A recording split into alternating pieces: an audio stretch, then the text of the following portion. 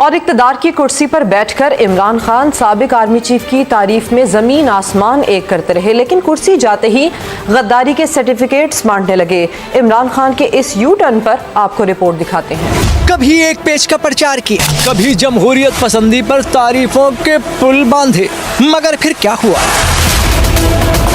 इक़्तिदार न रहा और सब बुरा लगने लगा। खामोशी, खामोशी।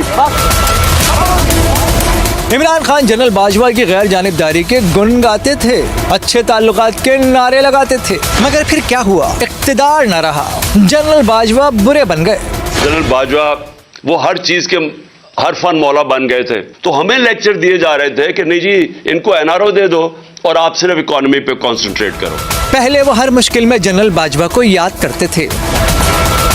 जनरल बाजवा ने जिस तरह इस हुकूमत की मुश्किल वक्त पे मदद की, जिस तरह उसने हमारे साथ कराची में मदद की जब वो बारिशें आ रही थी। इक़्तिदार न रहा तो कह दिया कि जनरल बाजवा ने अच्छा न किया।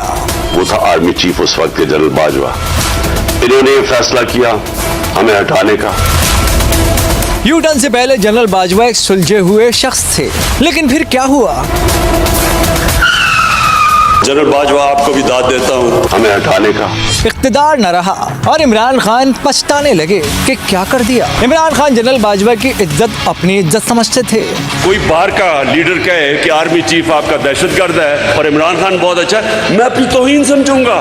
मगर फिर इक़्तिदार न रहा, कह दिया उनके साथ डबल गेम हो गया। वो इमरान खान जिन्हें जनरल बाजवा मादी के आर्मी चीफ की तरह नहीं बल्कि मुख्तलिफ लगते थे, और फिर यूँ हुआ कि इक़्तिदार न रहा और इमरान खान मुख्तलिफ आर्मी चीफ्स के सबसे बड़े मुखालिफ बन गए। ये इतने सारे यू टर्न सिर्फ जनरल बाजवा पर लिए हैं। यू टर्न की ये ट्रेन बहुत लंबी है और न जाने कहाँ तक जाएगी।